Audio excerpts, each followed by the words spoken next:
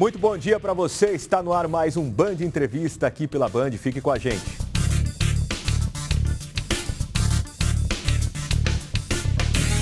E hoje nós recebemos o cientista político Araré Carvalho para falar um pouquinho para a gente de como foi esse primeiro turno. Tivemos ali uma eleição disputada para presidente, tivemos ali vários contextos. É uma eleição que tem sido muito falada, muito debatida, muito discutida, em alguns pontos até passando ali do limite. De modo geral, primeiro, Araré, qual foi a perspectiva que você teve desse primeiro turno? Bom, Fabiano, bom dia a todos. Bom, o que a gente pode ver claramente é que, de novo, reforçou a polarização no Brasil todo, tanto nos governos estaduais como no federal. A gente teve uma força, um crescimento grande do Bolsonaro e também dos candidatos apoiados por ele, né? Então, o que a gente chama de bolsonarismo, esse avanço do bolsonarismo se consolidou e muita gente ficou espantado com isso, né? E eu não me espanto, porque o governo que fica 4 anos, ele de certa forma, Fabiano, ouvintes, né, pessoal de casa, ele acaba pautando a agenda política. Então, as figuras do governo aparecem com muita frequência, os ministros, né? Os deputados. Então, o governo, de certa forma, ele pauta. Então, figuras como a Damares, por exemplo, apareceu muito nesses 4 anos. O próprio Marcos Pontes, que foi eleito senador aqui por São Paulo. Então, isso para mim não chega a ser uma surpresa, né? Agora, essa consolidação no plano nacional também se refletiu aqui em São Paulo, que a gente tem há 30 anos, por exemplo, o PSDB governando.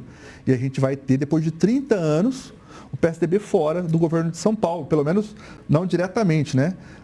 O que é uma mudança significativa, de certa forma, e também mostra para a gente no plano nacional o próprio PSDB, né? Um partido que eu lembro, há 2 eleições atrás, né, quando foram as eleições municipais, ele saiu muito fortalecido nos municípios, e a gente estava falando se essa força ia se desdobrar para o plano do governo federal, e a gente percebe que foi o contrário, né? O partido se apequenou, um partido com uma tradição muito grande desde a década de 80, né? Com o Covas, com o Montoro, com o Fernando Henrique, sai muito pequeno dessa eleição, né? Vai ter que rever também. E, por outro lado, a gente tem também essa consolidação, não, mas essa repetição, né, do petismo, que é mais um lulismo, né? Mais a figura do Lula. A gente percebe que com o Haddad houve uma derrota na eleição passada, a volta da figura do Lula traz o que muita gente chama de lulismo, que é maior que o PT, ou seja, você tem eleitores do PT, mas você tem eleitores que votam no Lula, que a quantidade é maior do que os eleitores do PT. Com relação ao governo de São Paulo, nós tivemos o Tarcísio de Freitas avançando e o Fernando Haddad também, com uma diferença razoável ali, significativa para o Tarcísio. O que a gente pode esperar agora daqui para o dia 30?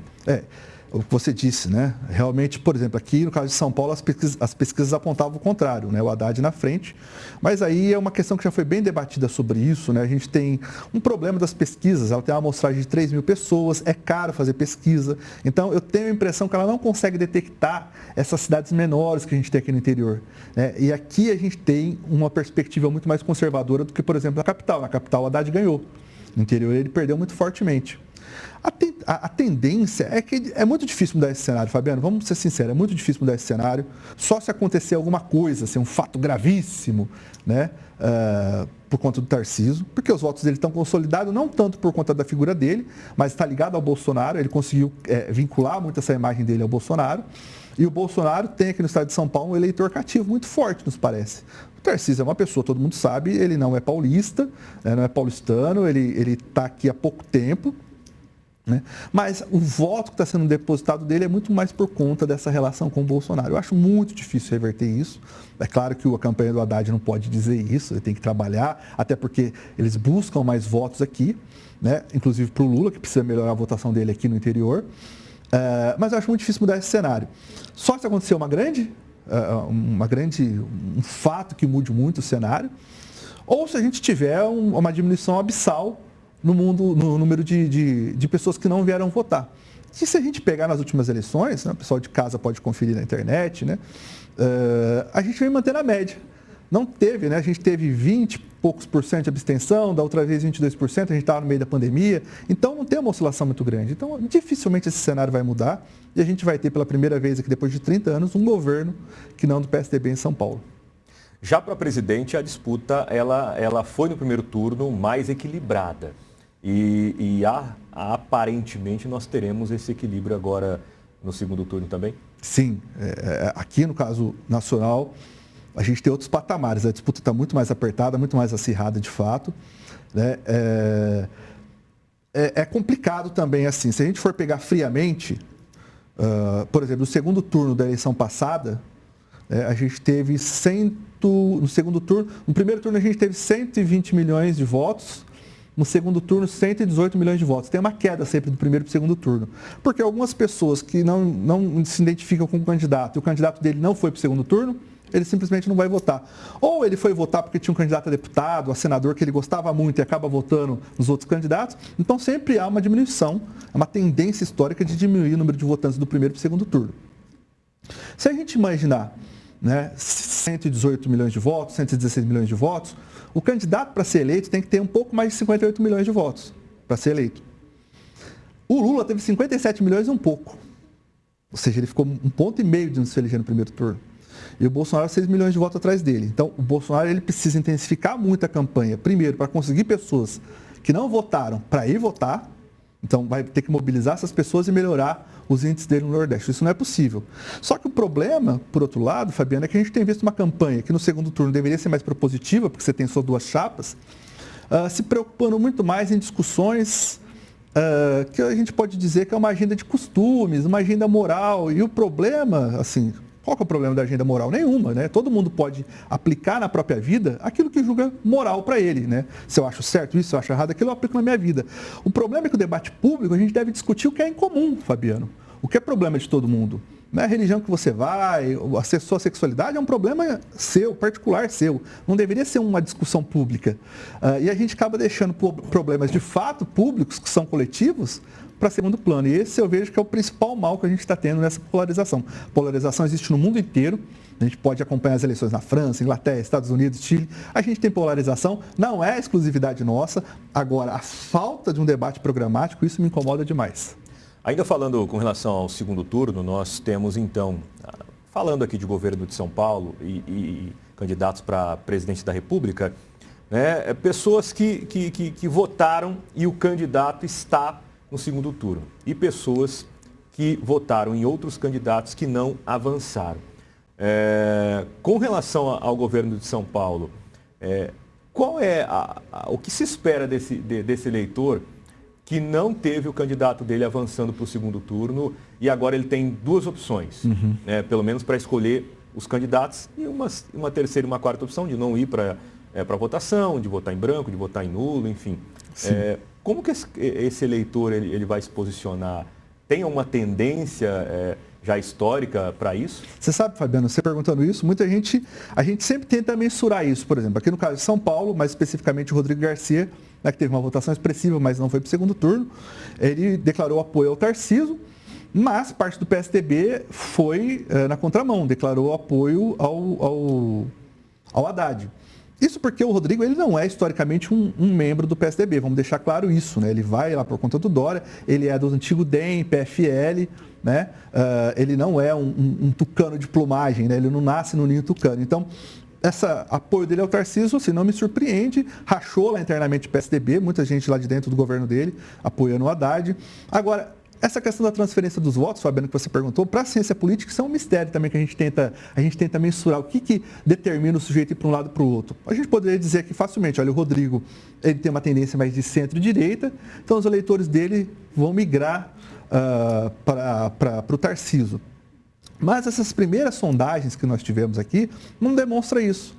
Demonstra que teve um certo equilíbrio na divisão de votos de quem está disposto a ir votar no segundo turno.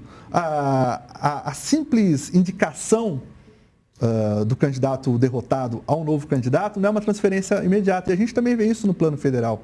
Agora, se eu pudesse falar para você de maneira rápida aqui, eu tendo a dizer que a maioria dos votos, né, 2/3, 3/4 do voto que o Rodrigo teve, deve sim migrar para o Tarcísio, até porque eles também estão aonde? No interior, que já mostra uma tendência mais conservadora, mais à direita do que o Haddad. Então o Haddad em São Paulo, ele deve ganhar novamente, São Paulo e Grande São Paulo, só que aqui no interior o reforço deve ser para os votos do Tarcísio, reforçando a votação que ele já teve aqui.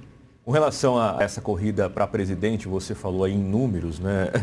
E que o candidato precisa, né? Numa tese ali para conseguir a eleição. Nós já tivemos alguns candidatos que ficaram no primeiro turno escolhendo ali para onde eles vão, partidos também já definindo.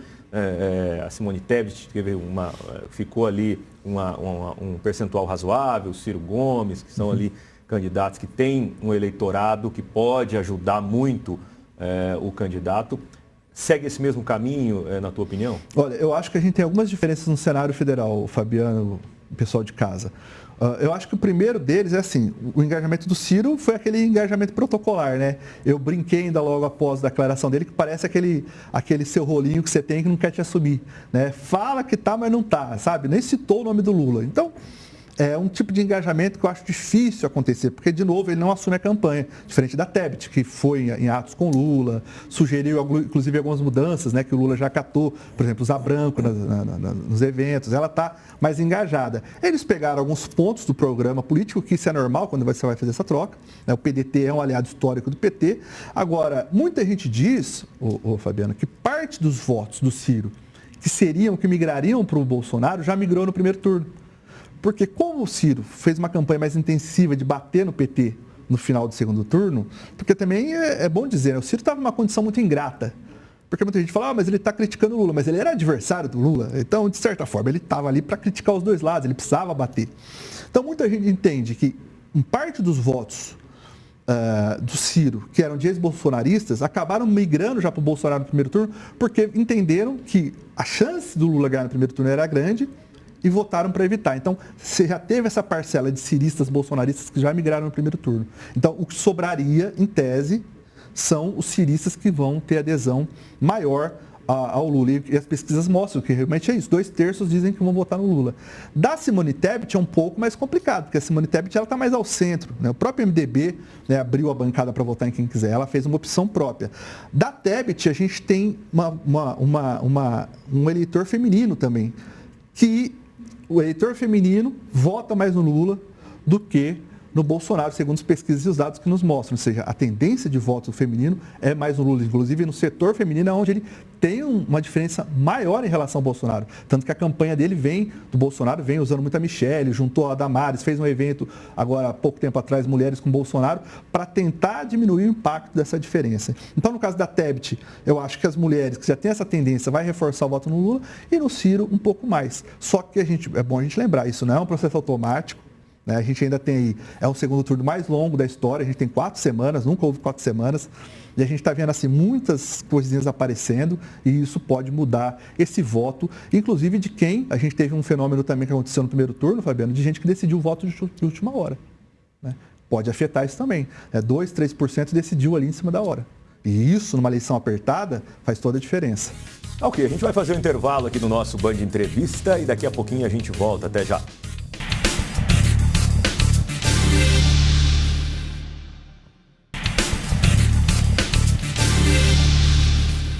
Estamos de volta com o Band Entrevista neste domingo e hoje a gente recebe Araré Carvalho, cientista político, para falar um pouquinho de como foi esse primeiro turno das eleições, já projetando o segundo turno. Puxando um pouquinho aqui para a nossa região, Araré, nós tivemos deputados eleitos e que vão aí, alguns reeleitos, alguns candidatos que estão surgindo, como a deputada estadual Dani Alonso lá de Marília, que vai assumir no ano que vem. Qual a importância da gente ter essa representatividade saindo aqui do interior de São Paulo para o Estado e também para o governo federal? Fabiano, você sabe que existe uma discussão há tempos já, né, sobre a questão, por exemplo, de regionalizar o voto, da gente poder votar só em candidatos a deputados da nossa região. Por um princípio básico, né, a gente tem mais condições de cobrar. Né? É óbvio, inicialmente ele conhece melhor a nossa realidade, então isso permite com que ele faça uma atuação mais direcionada, mas também ele pode voltar para a base, né? Ou seja, ouvir as pessoas, isso é importante. Né? Esse problema da campanha do deputado só aparecer na época da campanha é muito ruim, porque você fica descolado. Brasília ou São Paulo, ela é descolada da nossa realidade aqui. E se a pessoa ficar muito fora, não tem como, ela vai perdendo referência. Então é importante ele estar sempre em contato com a base. Como isso não foi aprovado, isso fica sempre a cargo do eleitor, de votar em pessoas. É claro, você pode votar em quem você quiser. Lá de São Paulo, a gente teve na eleição passada, por exemplo, Eduardo Bolsonaro muito bem votado aqui, Janaína Pascoal. Mas qual que é o problema? Eles não voltaram aqui. por mais boa vontade que eles têm com a nossa região, eles não conhecem ela. Quando a gente tem eleitores da região, a gente pode eles são mais acessíveis, porque geralmente tem escritórios aqui, eles voltam mais para cá. Então, eu acho que esse é um ponto positivo dessa eleição. A gente teve a retomada de candidatos aqui da nossa região, que conhecem a nossa região e que se comprometem com ela. Política, né? Partido é uma parte da sociedade. A política é justamente a gestão da cidade, a gestão do espaço público. Se a pessoa não conhece, não tem como. Então, isso foi um avanço que eu considero positivo, mas, Fabiano, eu acho que há espaço para a gente melhorar essa representatividade. Nossa região é muito grande, muito rica e merece ser melhor representada na Assembleia, tanto estadual, na Alesp, como também lá em Brasília. Nós temos sempre uma gama grande de candidatos que saem ali, só que muito poucos conseguem esse avanço. E Sim. Temos, como você citou, uma região grande, né? O interior de São Paulo é uma região bem grande, cidades com porte razoável, como Rio Preto, Bauru, Sim. Marília, Prudente, enfim, e outras aqui do interior de São Paulo. O que falta para a gente conseguir mais membros nesse modelo que nós temos hoje? Eu acho que, assim, muita gente se candidata, vocês já devem ter reparado isso. Por exemplo, a eleição é cada 4, assim, eleição município, cada 4 anos. O cara foi vereador ou perdeu o mandato. Muitas vezes ele se candidata a deputado para o nome dele continuar aparecendo, como uma forma de não perder o recall, como a gente chama na ciência política, ou seja, a lembrança na cabeça do eleitor. Então, ele até sabe que não vai ser eleito, mas ele vai lá e amealha 20 mil votos, 25 mil votos, para poder aparecer, para poder ser lembrado. Então, o que eu acho, Fabiano? Primeiro, que devia haver maior consenso entre os partidos, ou seja, quais candidaturas têm mais potencial de fato. Vamos fechar em torno dessas candidaturas, porque é mais importante que a gente tenha uma quantidade maior de representantes do que uma quantidade necessariamente de candidatos. Então, muitas vezes, podemos pegar aqui Rio Preto, né? Você tem uma divisão muito grande de votos, né? De 20 mil votos, 15 mil votos entre vários e cabe elegendo poucos. Então, de repente, não seria melhor a gente conseguir fechar em torno de algumas lideranças e ter mais representatividade? Sim, é do jogo democrático se candidatar, lógico que todo mundo tem direito de votar e ser votado, eu não estou dizendo isso. Eu estou dizendo que do ponto de vista prático, de repente, se a gente fechasse em torno de algumas lideranças, o partido conseguisse fechar alguns consensos, seria melhor a gente ter lá mais candidatos eleitos do que mais representantes eleitos do que a gente ter polvilhado, pulverizado uma série de 20, 15 mil votos que não faz deputado nenhum no final das contas. Araré, você acredita que hoje a pessoa que se candidata, ela tem consciência de qual é a missão que ela deveria seguir após conseguir a aprovação do eleitor? Tem consciência também de qual é a função, de qual é o papel que ela tem que desempenhar naquela função que ela se candidatou e foi aprovada pelo eleitor, seja deputado, seja um vereador, seja um prefeito, seja um governador? Falando, né, de modo geral, a pessoa hoje ela tem essa responsabilidade, ela sente isso, ou em alguns casos os propósitos são outros? Fabiano, eu acho que assim, as redes sociais contribuíram muito para o avanço disso. Hoje o eleitor conhece mais as funções dos cargos, cobra mais e, de certa forma, o candidato precisa se preparar porque ele vai ser cobrado, ainda que ele tenha uma assessoria boa, ele vai ser cobrado em alguns momentos. Os partidos recebem do fundo partidário também um dinheiro para qualificação, para preparação desses candidatos. Nem todos fazem. Eu fui convidado já por alguns partidos para dar uma capacitação política, porque também não é só a função, o que faz o deputado, o que faz o senador, o que faz o congressista, mas é também dar um pouco do escopo histórico da ciência política, qual que é a função da política. E aí, eu acho fundamental esse resgate da função da política. A gente está tomando muita política como lugar só de debate e de embate. E ela é um espaço por excelência, Fabiano, de diálogo. A política é saber conversar com quem pensa diferente. Porque conversar com quem pensa igual é fácil. A gente fica aqui conversando 2 horas. Se é uma pessoa agradável, inteligente, a gente fica conversando. Mas falar com quem pensa dentro da nossa bolha é fácil. A arte da política está em a gente conseguir conversar com quem pensa diferente. Tirar pontos em comum e todo mundo avançar. Porque se a gente fica aqui só na parte da briga, para ver quem humilhou quem lacrou sobre quem, a gente vai ficar aqui só na questão da disputa. Ou seja, eu quero tirar uma parte da nossa conversa, excluir ela e colocar na rede social para mostrar como eu lacrei, como eu saí por cima. E a função do debate público não é essa. Nesse sentido, Fabiano, eu vou dizer para você que eu acho que muita gente, muito candidato nosso, está despreparado para isso. Ele vê a política como um cenário só de embate, né? Só de demonização do outro, demonização da política, e a gente esquece que a política é justamente a gente versar, debater e tirar soluções em comuns para problemas incomuns. Os problemas que são individuais, né? O conceito de república é res publicas, coisa de todos. Ou seja, todo mundo partilha. O que a gente partilha? O que a gente tem em comum? O que é de todo mundo e de ninguém ao mesmo tempo?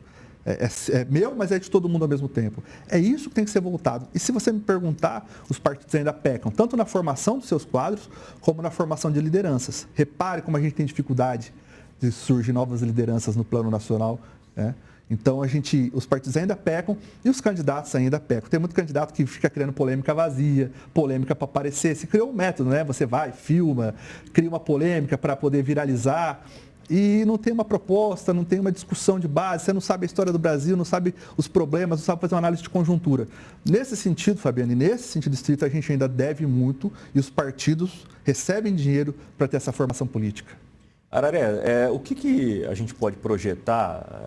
A eleição não foi definida ainda aqui no Estado e nem embora no Estado você falou no começo do programa que tem uma tendência já maior do Tarcísio conseguir esse governo e no governo federal uma coisa um pouco mais disputada. Uhum. O que a gente pode projetar e esperar para 2023, analisando as possibilidades que nós temos hoje?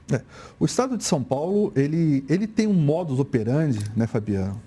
Pessoal de casa, que ele não muda muito. Tem uma estrutura de funcionamento, tanto na Alesp, né? O Tarcísio, ele é uma figura bolsonarista, mas menos ideológica do que as outras, por exemplo. Ele não é como a Damares, como era o Weintraub. Ele tem uma característica mais técnica, tanto que pouca gente sabe, né? Ele foi secretário da Dilma, do Temer, né?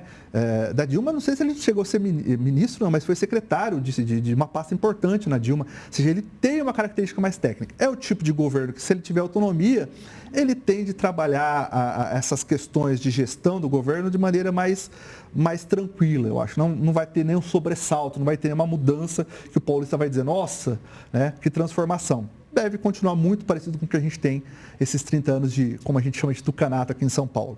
Na esfera federal, a gente tem um problema mais grave, né, que é a composição das bancadas no Congresso. A gente teve o PL como partido mais votado, mas você teve também lá a frente do PT bem votada também.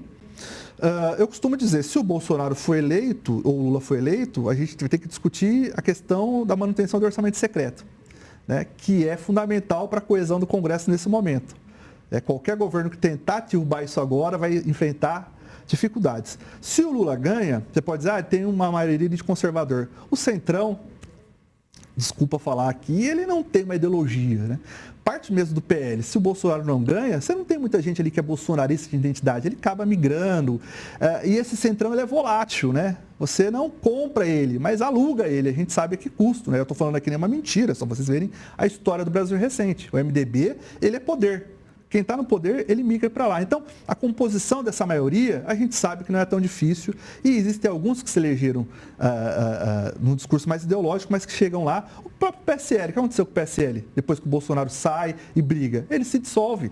Então, a figura do Bolsonaro é importante para manter a coesão dessa direita. Se ele sai, pode ser que ela dê uma esfarelada e, inclusive, migre para o centro, que é, a gente sabe, essa figura política brasileira fundamental, né, para uma república que é presidencialista, mas não é autoritária, para governar. Araré, muito obrigado mais uma vez pela sua participação, por aceitar o nosso convite aqui da Band Paulista. E assim a gente vai encerrando o nosso Band Entrevista deste domingo. Desejo para você um ótimo descanso e a gente se encontra numa próxima edição. Até lá.